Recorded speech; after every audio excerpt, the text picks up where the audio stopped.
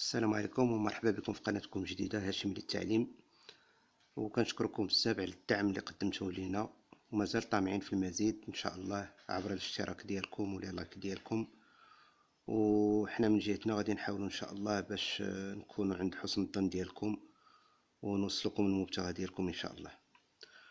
Alors اليوم عندنا لا دوزيام سيونس ديال l'étude de fonction, toujours la partie domaine de définition. Je vais commencer par un récapitulatif de la première séance. D'accord.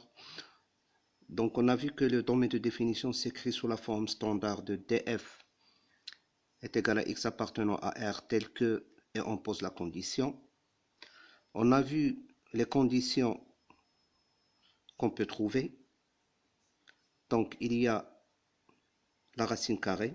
Donc si on a une fonction racine carrée, alors ce qui est à l'intérieur de la racine carrée doit être supérieur ou égal à 0. Et si on a la fonction racine carrée au dénominateur, ce qui est à l'intérieur de la racine carrée doit être supérieur strictement à 0. Pour les polynômes, on passe directement. f est égal à R car c'est une fonction polynomiale. Si on a un dénominateur, dans ce cas-là, il doit être différent de 0. Si on a un exponentiel, ce qui est à la puissance doit appartenir à R. Et si on a ln de u, alors le u doit être supérieur strictement à 0. Qu'est-ce qu'on remarque? Qu'on a des inéquations et des équations. Alors des inéquations, dans ce cas-là, ce cas et ce cas, il y en a une équation ici. Donc, il faut savoir résoudre les équations et les inéquations. C'est un cours qui normalement le tronc commun et même avant, d'accord? Mais on va donner des exemples pour l'illustration.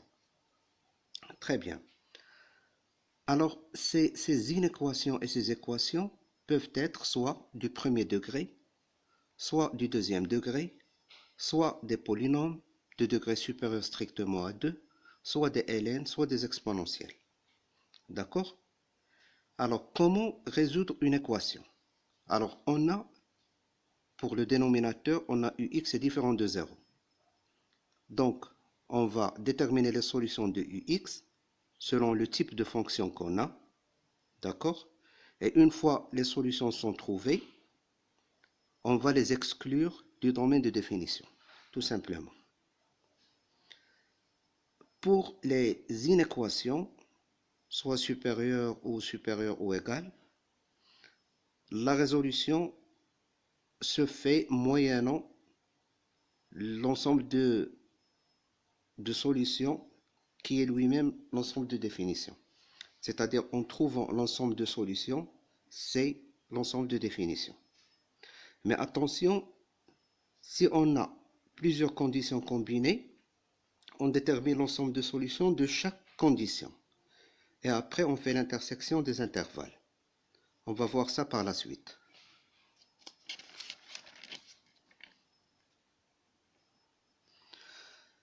Alors, l'exemple que j'ai pris, f est égal à x appartenant à R, tel que x est supérieur ou égal à 3 et x est supérieur ou égal à 5. Et x est différent de 7. Alors, qu'est-ce qu'on fait? On a le premier intervalle, x supérieur ou égal à 3. On a le deuxième intervalle, x est supérieur ou égal à 5. Et on a une valeur de x à exclure du domaine. Comment on va faire? On va faire l'intersection de ces deux intervalles. Pourquoi? Parce qu'on a le et. Alors pour les intervalles, c'est on a un intervalle et un autre, c'est l'intersection. Alors l'une des méthodologies les plus simples pour se retrouver, c'est de faire la méthode de coloration. Qu'est-ce que ça veut dire? Je prends le premier intervalle x est supérieur ou égal à 3, donc c'est à partir de 3 jusqu'à plus l'infini. Je l'ai mis avec une couleur orange. Et x est supérieur ou égal à 5, je l'ai fait avec une couleur verte. D'accord? Et la couleur qui se répète sur la même zone est l'intersection de mes deux intervalles. Donc la couleur se répète entre 5 et plus l'infini. Après, je prends la valeur à exclure qui est 7. Je l'élimine de l'intervalle 5 plus l'infini. Ça me donne 5, 7 exclu, 7 exclu plus l'infini. C'est ça. Mais il faut faire attention. Le 5, qui est la borne de mon intervalle, pour être incluse dans le domaine de définition, il doit être, il doit appartenir au premier ensemble et au deuxième ensemble en même temps, parce qu'on a le A. Sinon, il va être exclu elle-même de mon domaine de définition. Très bien. Maintenant, qu'en est-il pour la résolution des équations et des inéquations? D'accord? Comment faire? Si on a une équation du premier degré, comme on a déjà vu, on procède à un encadrement ou un tableau de signes simple. C'est déjà fait. Si on a une équation du deuxième degré, donc soit on procède à une factorisation, donc il faut rechercher la factorisation en premier lieu, c'est plus simple que le delta, c'est un peu long. Sinon, on travaille avec le delta, et on a bien sûr 3 cas, delta est égal à 0, delta supérieur à 0, delta inférieur à 0. Si on a un polymère de degré supérieur strictement à 2, on est censé de procéder à une décomposition en produit du polynôme.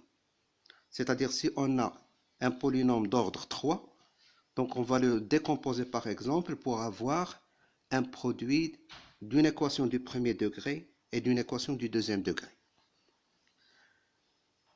Maintenant, si on a une racine carrée, il faut rechercher toujours une chose, c'est de chasser la racine carrée. Avec quoi? Avec un carré. Parce que la racine carrée de U, le taux au carré, c'est U. Donc, il faut essayer de procéder comme ça pour l'élimination de la racine carrée. Et si jamais on a une fonction ln ou une fonction exponentielle, on procède à un encadrement. C'est bon? Alors, pour les équations du premier et du deuxième degré, on l'a déjà vu. Maintenant, on va voir un exemple de résolution d'un polynôme de degré 3. Alors, prenons f de x est égal à x au cube plus 4x carré moins x moins 4. On va essayer de chercher le zéro du polynôme, c'est-à-dire la solution du polynôme. Bien sûr, on va remplacer le x par des petits nombres tels que moins 1, 1, moins 2, 2, etc. jusqu'à ce qu'on trouve le zéro du polynôme, c'est-à-dire la solution. Alors, le zéro du polynôme qu'on a trouvé, c'est le 1. Pourquoi? Tout en remplaçant ici 1 au cube plus 4 fois 1 au carré moins 1 moins 4, ça donne 0. Donc 1, c'est le 0 du polynôme.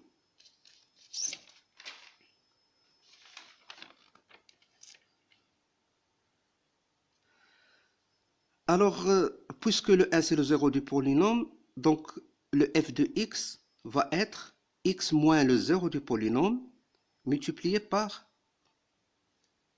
un autre polynôme de degré moindre. Bien sûr, ici on va avoir un degré 2 parce qu'ici on a un degré 1. Obligatoirement, on doit avoir un degré 2 pour que le produit, alors le produit de deux polynômes, leur degré c'est la somme des degrés des deux polynômes. Donc c'est 1 plus 2, c'est 3. De ceci, on peut retirer que le Px qu'on veut, c'est f de x sur x moins 1. Donc on pose f de x ici, divisé par x moins 1, f de x divisé par x moins 1, donc c'est ça, f de x divisé par x moins 1, va donner p de x. C'est ça. Alors on procède au calcul. Alors je vais commencer d'abord. Avec quoi il faut multiplier le x pour avoir le x au cube? Donc par x carré fois x, c'est x au cube. J'inverse le signe, donc c'est moins x au cube, je les dépose ici. X carré fois moins 1, c'est moins x carré. J'inverse le signe, c'est plus x carré, je les dépose ici. Après, je fais les calculs et je fais descendre le moins x, etc. jusqu'à la fin. Finalement, je trouve ici 0, c'est tout à fait normal. Et on a...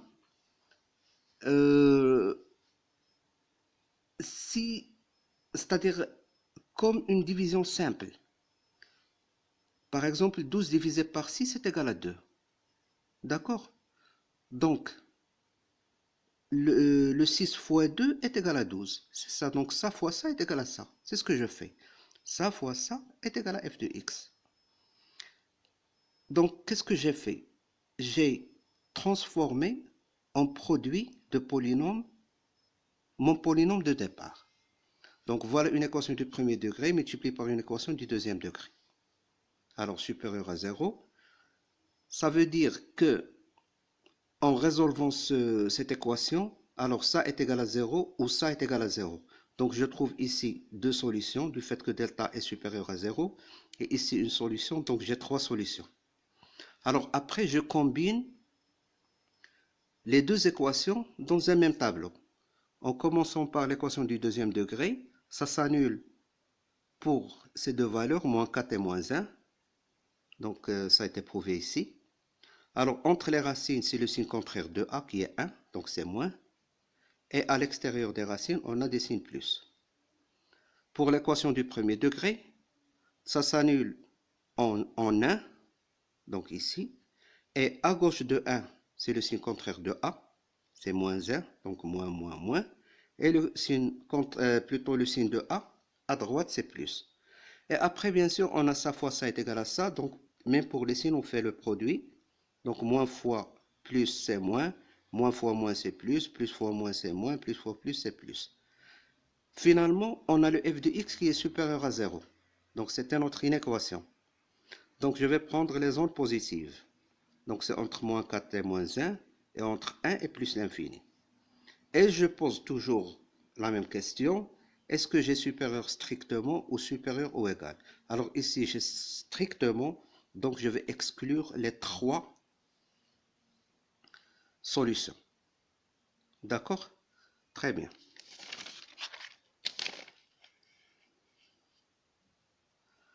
Alors ici, j'ai pris un exemple de résolution d'une équation racine carrée. Alors ici, j'ai un dénominateur sous forme de racine de x-1 moins 2. D'accord? Donc il doit être différent de 0. Ça veut dire que la racine de x-1 est différente de 2. Alors, on va travailler avec différent comme si on a égal. On a a est égal à b, ça veut dire a carré est égal à b carré. La même chose, a différent de b, ça veut dire a carré est différent de b carré. Donc, on élève ça au carré et ça au carré, et par conséquent, on va chasser la racine carrée. Donc, le reste, c'est x-1 est différent de 2 carré, c'est 4. Donc, x est différent de 5. C'est bon? Si on a une fonction ln, comme ici, alors, le ln de x plus 2 est supérieur strictement à 0. D'accord? Alors, qu'est-ce qu'il faut faire? Il faut penser à introduire l'exponentielle. Pourquoi? Parce que si on a ln de x plus 2 est supérieur à 0, ça veut dire que le ln de x est supérieur à moins 2. Alors, la seule méthode pour ressortir le x, c'est d'introduire le ln ici et le ln ici. Alors, si on a ln de x est supérieur à moins 2, ça veut dire que l'exponentielle du ln de x est supérieur à l'exponentielle de moins 2. Alors, sur la base de ln de l'exponentielle de x est égal à l'exponentielle du ln de x est égal à x, on ressort le x. Donc, on élimine le e avec le ln, ça reste le x, et ici, ça reste l'exponentielle de moins 2. Et idem pour l'exponentielle de u. On introduit le ln, c'est-à-dire ln de l'exponentielle de u est égal, et on ressort le u. Très bien. Alors, je vous ai fait des exercices types, d'accord? Donc, il faut les faire obligatoirement. Je vais vous les présenter en photo, d'accord? Et j'insiste que vous les fassiez. Pourquoi? Parce que l'étude de signes va nous servir beaucoup dans la dérivée, l'étude de signes de la dérivée, dans l'étude de la position des cours par rapport à d'autres cours ou par rapport à une droite, que ce soit une asymptote ou autre, et aussi pour la concavité au niveau du point d'inflexion. D'accord? Et bon courage et bonne chance. كنتسناو دائما الدعم ديالكم ونتمنى نكون عند حسن الظن ديالكم و à la prochaine Inch'Allah pour la continuité des fonctions et merci.